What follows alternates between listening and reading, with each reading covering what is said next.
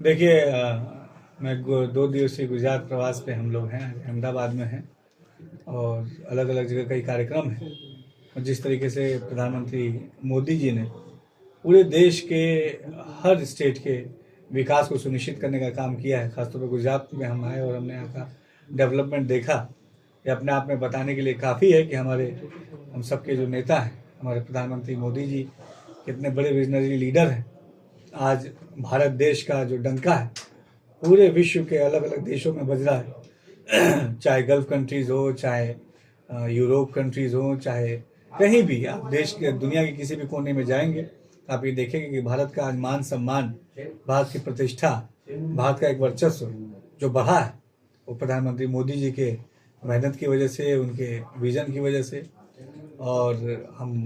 पूरी ईमानदारी से जो विकसित भारत 2047 का संकल्प है प्रधानमंत्री मोदी जी का, कि जब 2047 में हमारे भारत को आज़ाद हुए 100 वर्ष हो जाएंगे, तो उस 100 वर्ष में हमारा भारत विकसित भारत बने, समृद्ध भारत बने, हमारा भारत युवाओं के उत्थान करने वाला भारत बने, हमारा भारत महिलाओं को सशक्त करने वाला भारत बने, हमारा भारत जो विश्व गुरु कहलाता था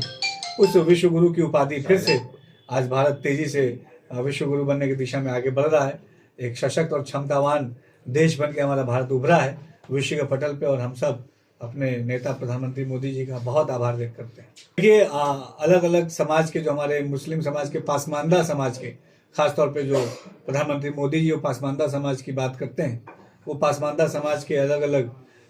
जो कार्यक्रम हमारे गुजरात में, अहमदाबाद में, गांधीनगर में, तमाम जगह जो हैं उसमें हम शिरकत करेंगे। और जो हमारी आबादी है पिछड़े पासमानदा मुसलमानों की, जिनको सशक्त करने की बात हमारे प्रधानमंत्री जी ने कही है, उस मिशन पे हम लगे हैं। जो पासमानदा समाज है, जिसको मोदी जी के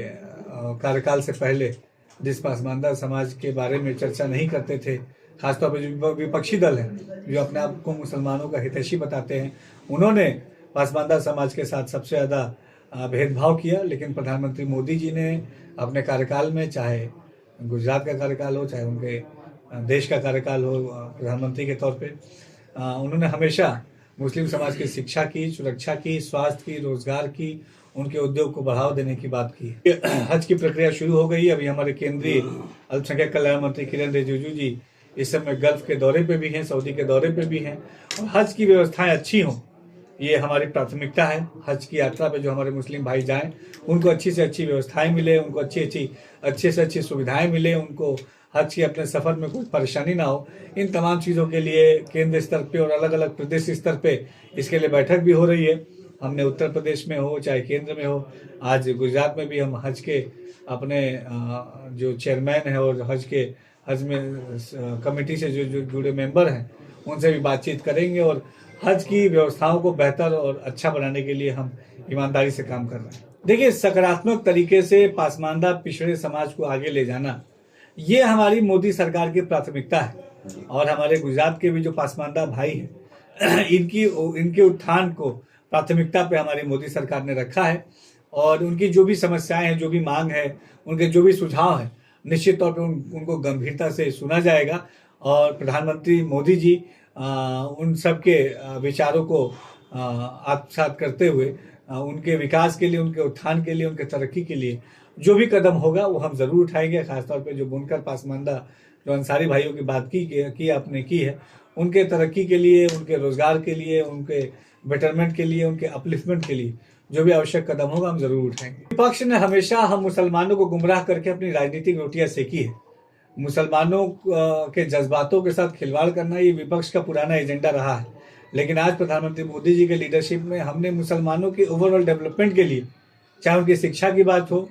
चाहे उनके स्वास्थ्य की बात हो, चाहे उनको रोजगार की बात हो, चाहे उनके उद्योगों को बढ़ावा देने की बात हो, हर कसौटी पे हमारी मोदी सरकार खरी उतरी है। आज आप देखिए, चाहे शिक्षा में गुणवत्तापरक शिक्षा को मुहैया कराना हो, चाहे अलग अलग जो सरकार की योजनाएं हैं, चाहे प्रधानमंत्री आवास योजना हो, आयुष्मान योजना हो, निःशुल्क राशन योजना हो, हर योजना में बड़ी हिस्सेदारी मुस्लिम समाज को मिली है। उनको सशक्त करके, शिक्षित करके समाज के मुख्यधारा से जोड़ना, ये हमारी मोदी सरकार का हमेशा एजेंडा रहा है। और निश्चित तौर पे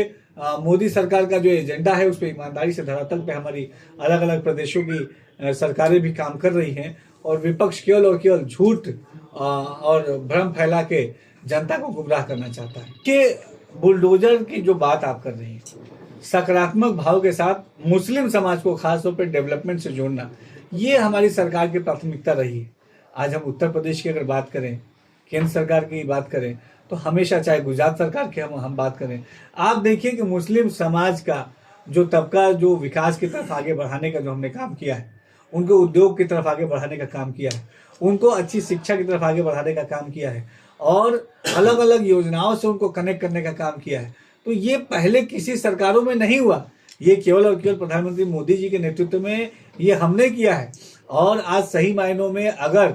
मुसलमानों का डेवलपमेंट हो रहा है तो ये हमारे भारतीय जनता पार्टी के मोदी सरकार की लीडरशिप में हो रहा है। तो आज आम मुसलमान, उसके अंदर एक सुकून है, उसके अंदर एक विश्वास है कि अगर उसको डेवलपमेंट से कोई जोड़ेगा तो हमारी मोदी सरकार जोड़ेगी, और हम ईमानदारी से उनकी अपेक्षाओं पे, उनके भरोसे पे खरे उतरने के लिए काम कर रहे हैं।